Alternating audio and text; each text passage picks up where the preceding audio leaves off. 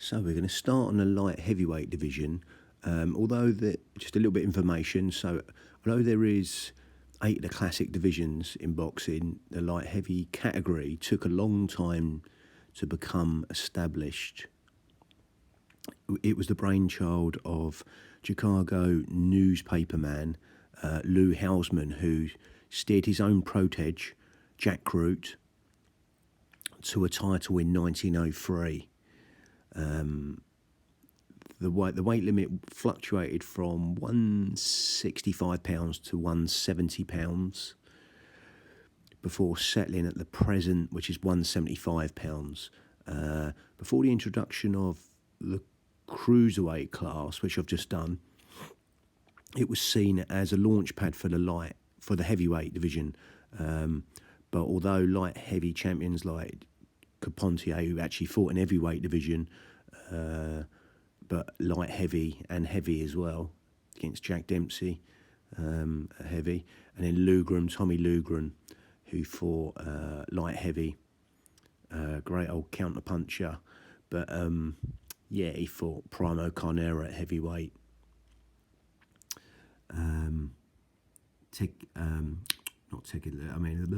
John Henry Lewis.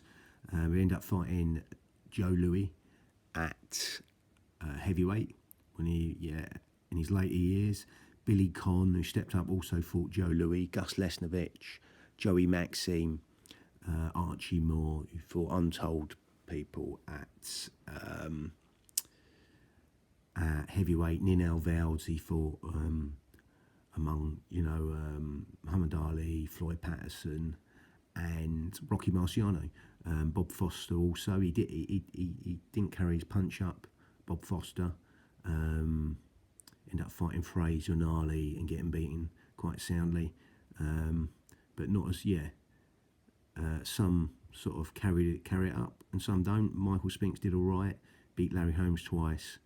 But again, let's go to the light heavyweight championship. So we start with Jack Root.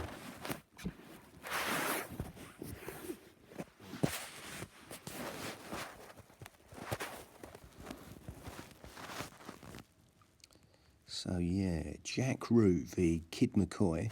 That's the first one. And it was April 22nd, 1903. Jack Root fights Kid McCoy in Detroit. And he wins some points over 10 rounds against Kid McCoy from the US. And then that was April 22nd, 1903. Jack Root wins some points over 10 rounds against Kid McCoy and that was in Detroit. And then you got George Gardner, who fights Jack Root. That was July the 4th, 1903. George Gardner fights Jack Root and wins by KO in the 12th round against Fort Erie in Canada.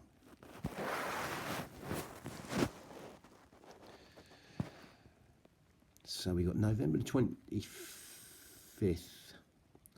1903. Bob Fitzsimmons actually did it the other way around. He stepped up to heavy, and when this division was made, he stepped down to light heavyweight. Fights George Gardner over 20 rounds. And again, Bob Fitzsimmons from England. Has some sort of descent in New Zealand, etc., but again from England. Wins and points over 20 rounds against George Gardner in San Francisco. That was November the 25th, 1903. Bob Fitzsimmons wins and points against George Gardner in San Francisco.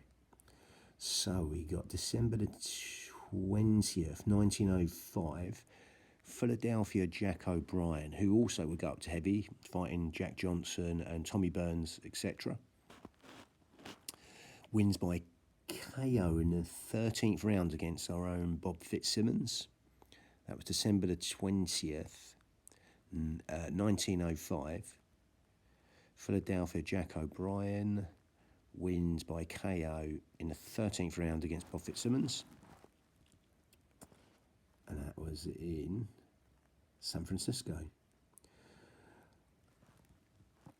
November the 28th, 1906, Philadelphia Jack O'Brien gets a draw against Tommy Burns in Los Angeles.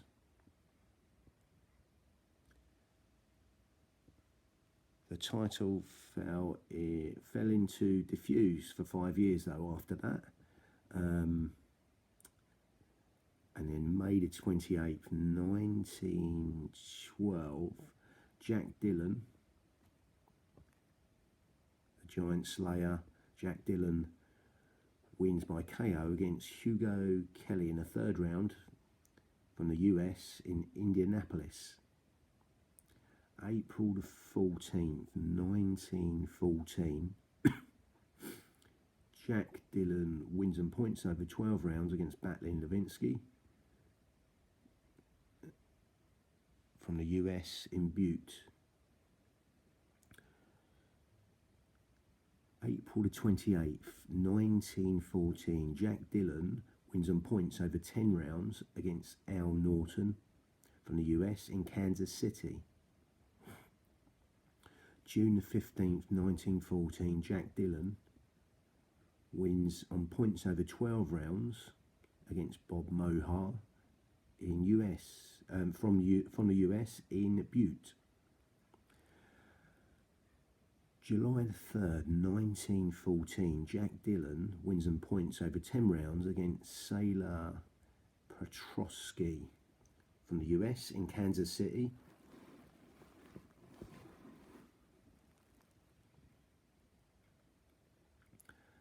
April the 25th,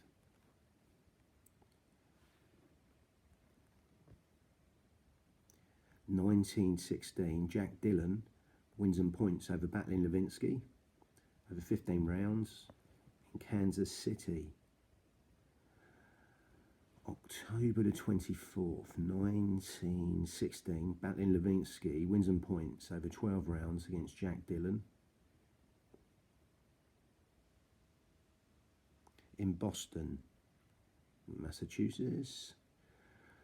October the 12th, 1920, Georges Carpentier of France wins by KO against Batlin Levinsky in the fourth round in New York. Now, May the 11th, 1922, Georges Carpentier wins in the first round by KO against Ted Kid Lewis from England. Again, a man who started at bantamweight, Ted Kid Lewis. George Carpentier was flyweight. So they both fought in a lot of weight divisions. But this is the end of Ted Kid Lewis's career. Again, he mainly sort of was a welterweight really in his prime. But again, that was in London, England.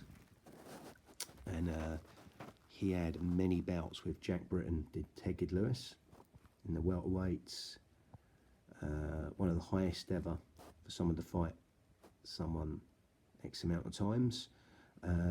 So we've got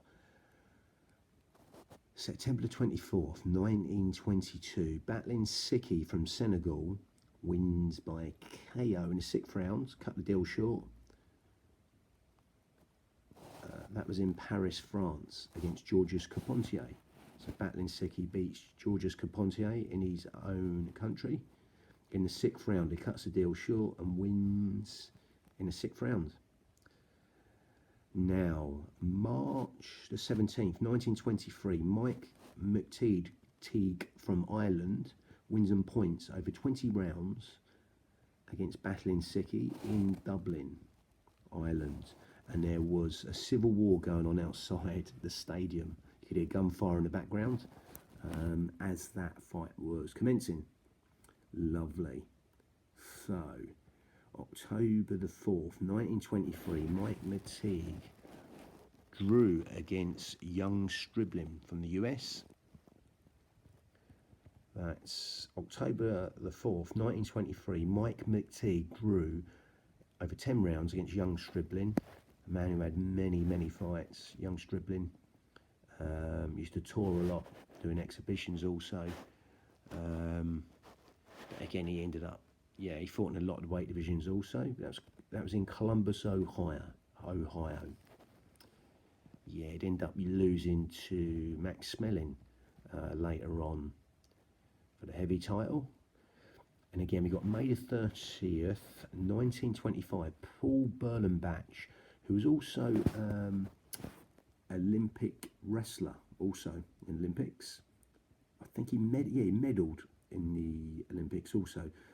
Paul Berlenbach from the US wins on points over 15 rounds against Mike McTeague.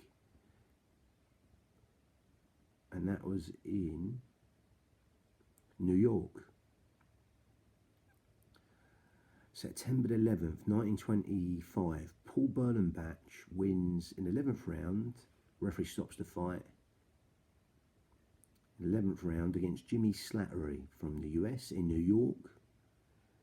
And December the 11th, 1925, Paul Berlenbach wins on points over 15 rounds against Jack Delaney of Canada.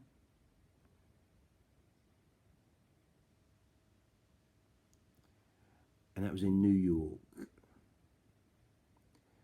June the 10th, 1926, Paul Berlenbach fights again young Stribling, this time over 15 rounds, and wins on points over 15 rounds. Paul Berlenbach beats young Stribling over 15 rounds on points in New York.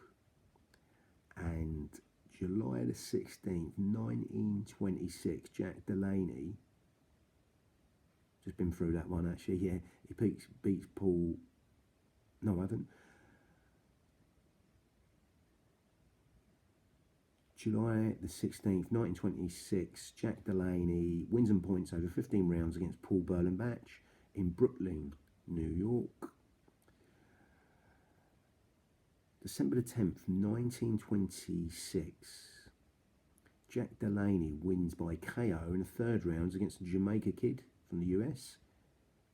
And he fought for the coloured title as well, what was called the coloured title. They had the colour line in these days, which I'll go through all them winners of that later on, a later date.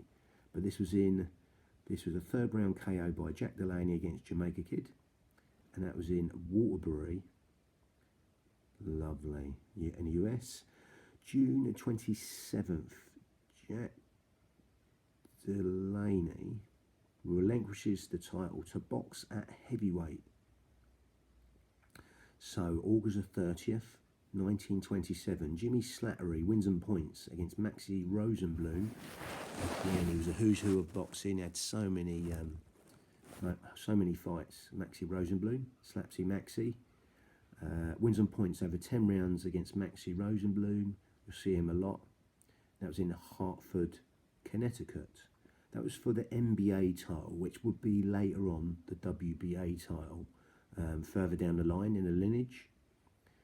So, October 7th, 1927, Tommy Lugren wins on points over 15 rounds against Mike McTeague in New York for the vacant NSAC, the New York title. I think that's the NSAC title. So they were split a bit there.